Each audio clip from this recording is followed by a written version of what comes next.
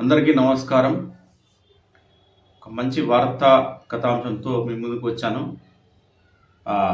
అందులోకి వెళ్ళే ముందు ఖచ్చితంగా నా ఛానల్‌ని సబ్స్క్రైబ్ చేయగలరు. Thank you.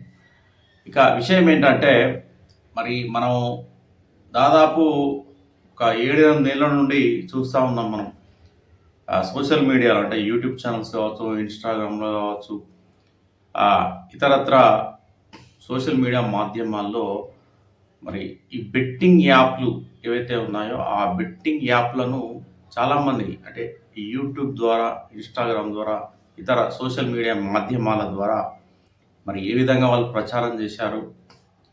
ఆ బెట్టింగ్‌లో పాల్గొని మరి ఎంతోమంది యువకులు డబ్బులు పోగొట్టుకున్నారు. కొంతమంది ఆత్మహత్యలు చేసుకున్నారు. మరి దీన్ని సీరియస్‌గా తీసుకున్న హైదరాబాద్ పోలీస్ మరి ఈ మధ్య కాలంలోనే మనం చూసాం మనం. మరి ఎవరైతే సజ్జనార్, సివి సజ్జనార్ దీనిపైన సీరియస్‌గా వాళ్ళు ఆపరేషన్ చేయడం, ఈ బెట్టింగ్ యాప్లు ఏవైతే ఉన్నాయో ప్రమోట్ చేస్తున్న ఇన్‌ఫ్లుయెన్సర్స్ ఎవరైతే ఉన్నారో అదుపులోకి తీసుకోవడం, ఉక్కుపాదం కూడా మోపడం జరిగింది. మరి ఈ బెట్టింగ్ యాప్ల గొడవ పోయింది.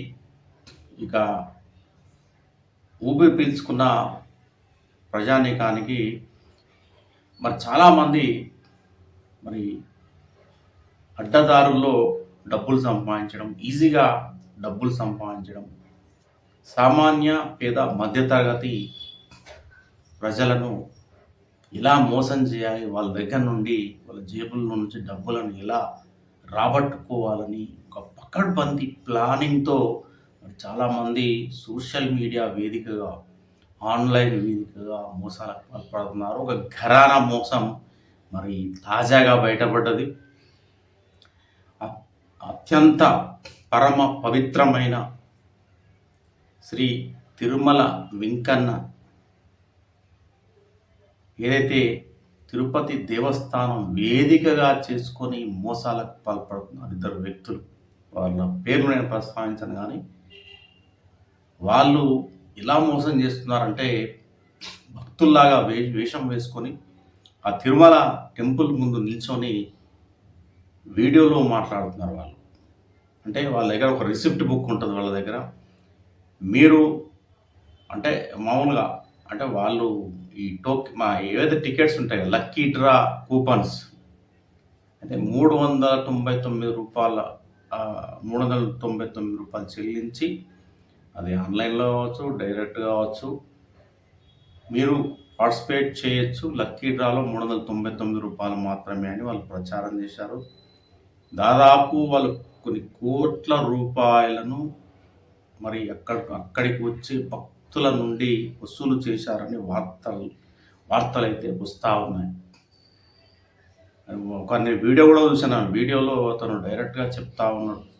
అంటే రూ. 399 పెట్టి వాళ్ళ దగ్గర కూపన్ కొంటే గాడ్జెట్లు అంటే ఐఫోన్స్, అంటే మొబైల్స్, తర్వాత కార్లు, బైకులు, ఇట్లా అంటే చాలా విలాసవంతమైన ఖరీదైన వస్తువులను మీరు గెలుచుకోవచ్చు అని చెప్పేసి వాళ్ళు తిరుమల తిరుపతి వెంకన్న సాక్షిగా అక్కడ వాళ్ళు మోసాలకు పాల్పడుతున్నారు. చాలామంది రూ. 399 కదా అని చెప్పేసి కూపన్లు కొనేశారు.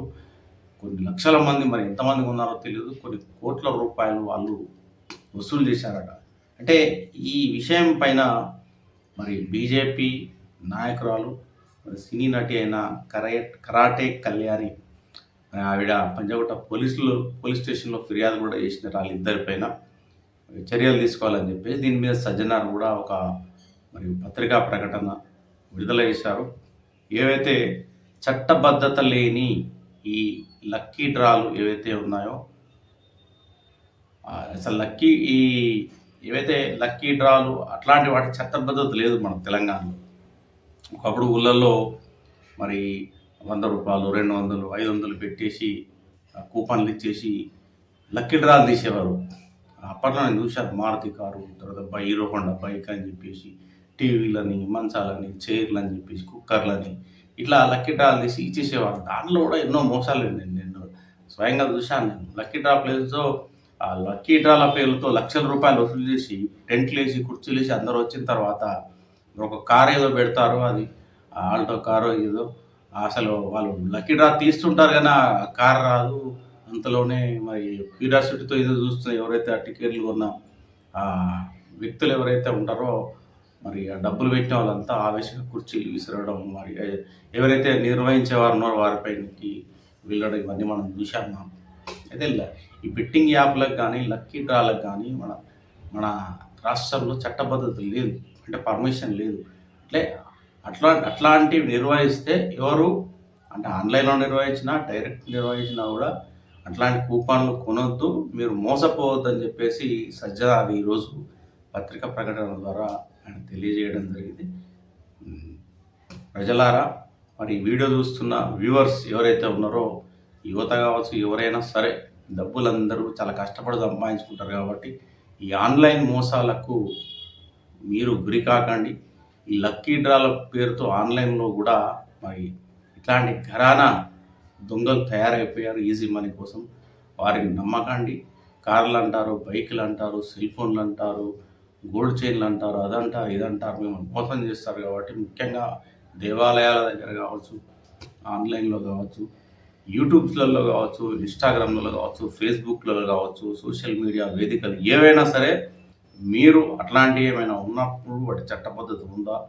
వాళ్ళు వాళ్ళకి పర్మిషన్ ఉందా? ఎలా చేస్తున్నారు? అసలు వాళ్ళ ఆఫీస్ ఎక్కడుంది? ఇవన్నీ ఖచ్చితంగా ఎంక్వైరీ చేసుకోవాలి. ఎందుకంటే ఒక్కరే కాదు మోసపోయేది. లక్షల్లో, వేలల్లో మరి జనాలు మోసపోయే అవకాశం ఉంటుంది కాబట్టి అలాంటివి జరిగినా కూడా వెంటనే మీ దగ్గర ఉన్న పోలీస్ స్టేషన్ సంప్రదించాలి.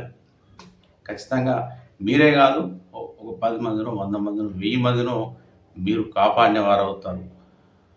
చూశారు కదా ఇట్లాంటి ఘరానా మోసాలను నమ్మకండి. బెట్టింగ్ యాప్‌లు ఇక అయిపోయాయి. ఐబొమ్మరావు దొరికాడు.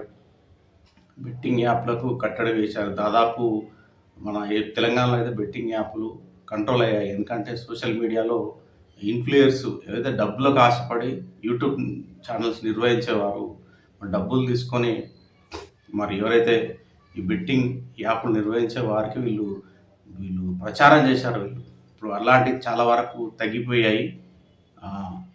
మరి ఇలా కొత్తగా ఘరానా మోసాలు మన ఆన్‌లైన్ ద్వారా డైరెక్ట్‌గా కూడా మనకు ఇట్లా దర్శనమిస్తా ఉన్నాయి కాబట్టి మీరు జాగ్రత్త వహించాలి.